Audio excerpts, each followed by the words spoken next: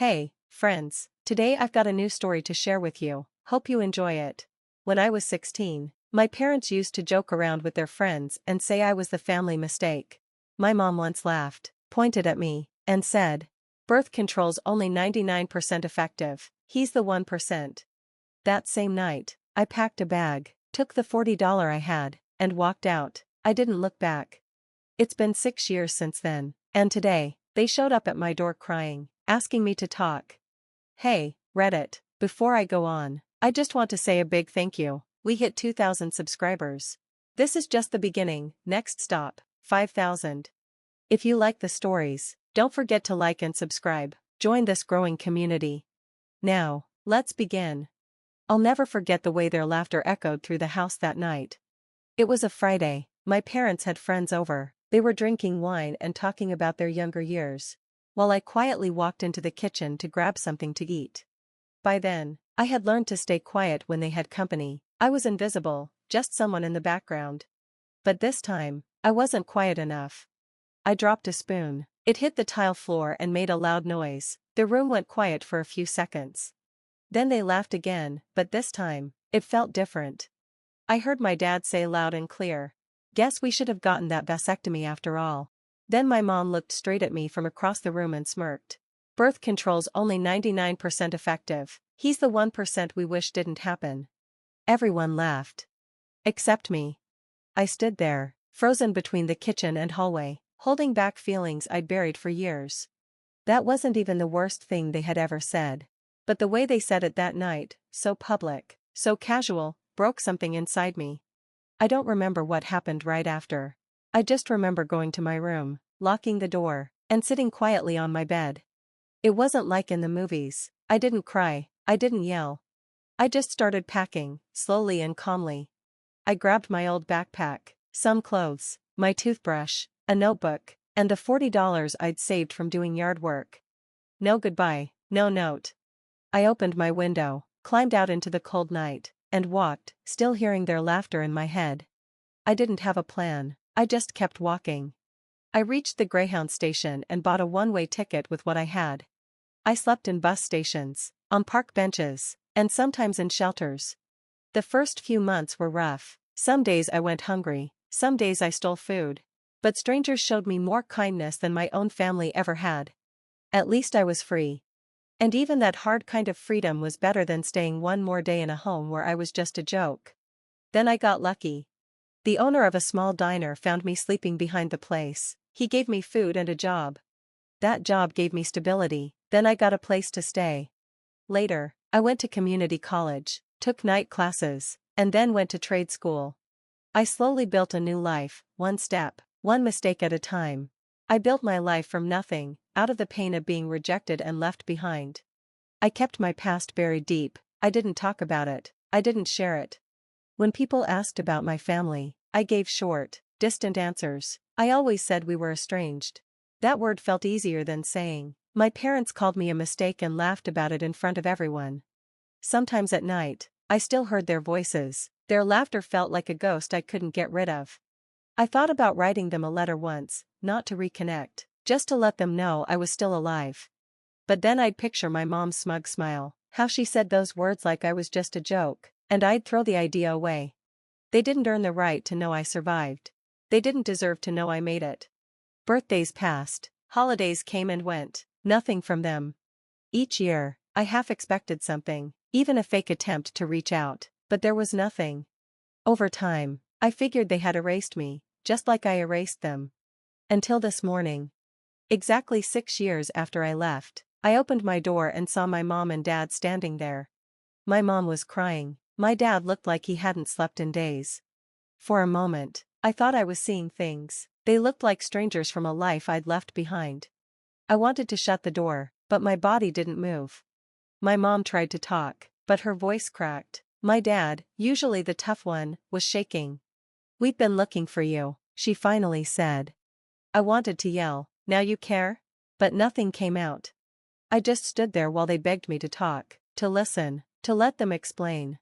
My chest felt like it might cave in under the weight of all those old memories. They were crying, really crying, and I didn't know whether to laugh or break down. I asked how they found me.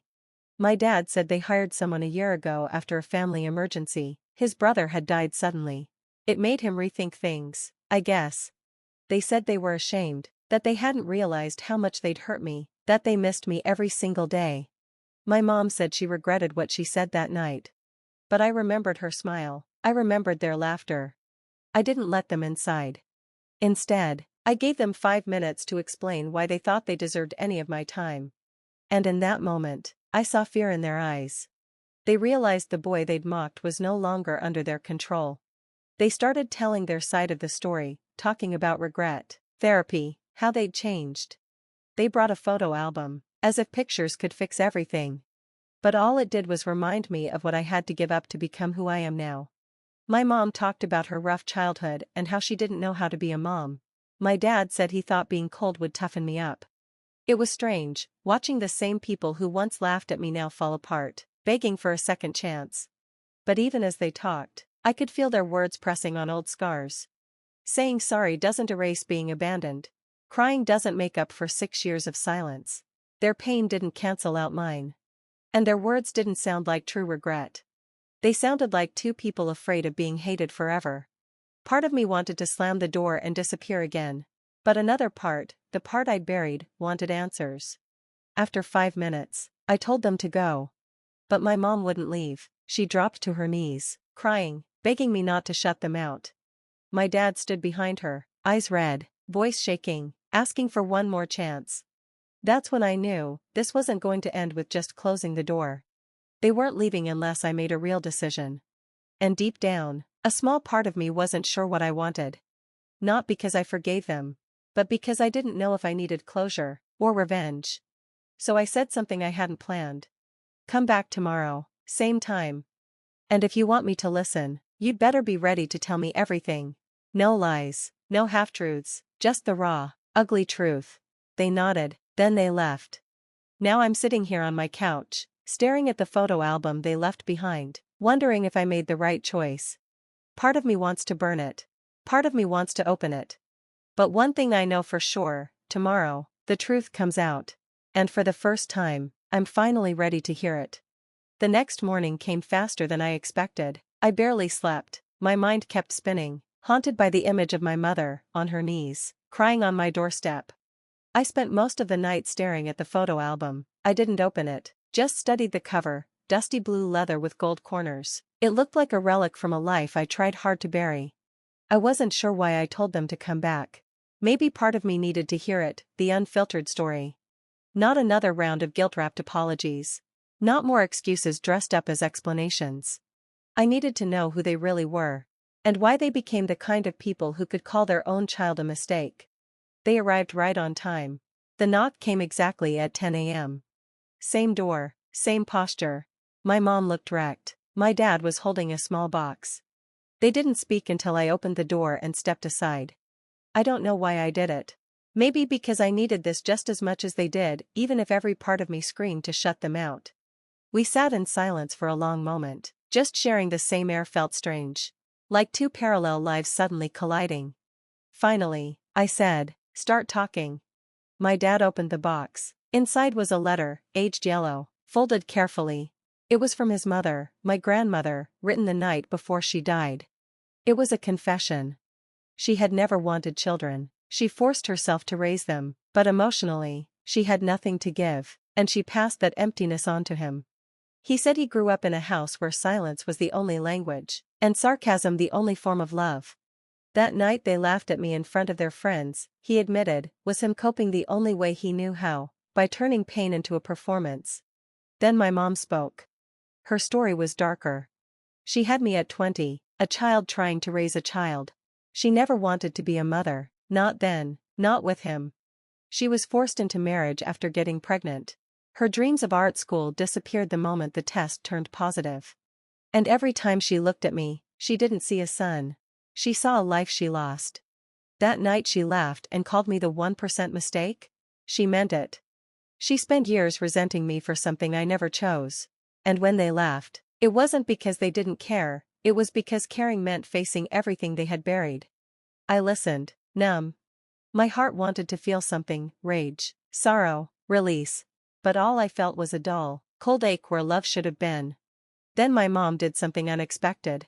She reached into her bag and pulled out a journal. The cover was battered, the pages curled, the binding worn. It was hers. She said she started writing in it 6 months after I left. It was filled with letters, to me. Letters for birthdays, for holidays, for random days when she saw a boy who looked like me and the guilt slammed into her chest like a truck. She didn't ask me to read it. She just handed it over and said, "I know I don't deserve your forgiveness, but this is all I have left to give." I took it, not because I forgave her, but because some part of me needed to know if any of it had been real. If, even once, she had felt something close to love for me, even if it came far too late. After a long silence, my dad asked, "Do you hate us?" I looked him dead in the eyes and said, "I did, for a long time. Sometimes, I still do. But hating you didn't fix anything. It didn't take the pain away. It didn't give me peace. Maybe that's why I let you in today. Because I don't want to carry this hate for the rest of my life. But that doesn't mean I'm ready to forgive you either." I told them I had built myself from the ground up.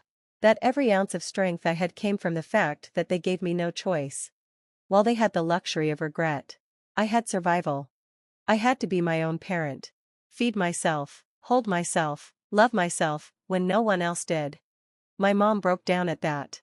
My dad didn't move, just sat there, eyes on the floor like a man already sentenced. I don't think they expected forgiveness, but I think they came hoping for a crack in the wall. And maybe, I gave them one. Just a hairline fracture. Enough to let in a little light. Enough to let the past breathe. I didn't hug them. I didn't say I love you. I just walked them to the door and said, "I'll let you know if I want to talk again." That was it. No promises, no second chances. They left quietly. No more begging, no more tears. Just two broken people carrying the weight of their choices. After they left, I finally opened the photo album. I flipped through the pages slowly. Most of the pictures felt unfamiliar. Birthdays I barely remembered. Trips I had blocked out. Smiles that looked like masks. Then I saw one photo. I was maybe 5 or 6, asleep on the couch. My mom was next to me, arms around me. She wasn't smiling. She looked tired, worn. But in her face, there was something. Something real. I closed the album, my hands were shaking. Then I opened the journal. I didn't read it all, just the first entry. "I don't know if you'll ever see this. But if you do, I hope you know I think about you every day. I hope you're safe. I hope you're not cold. I hope you're happy. I'm sorry for all the ways I failed you. I'm sorry for who I was. You didn't deserve any of it." I didn't cry then.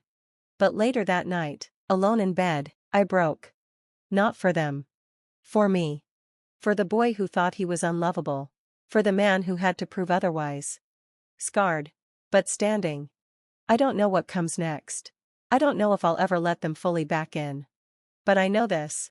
I was never their mistake. And I don't need their love to prove my worth. I proved it every single day. I survived, without them.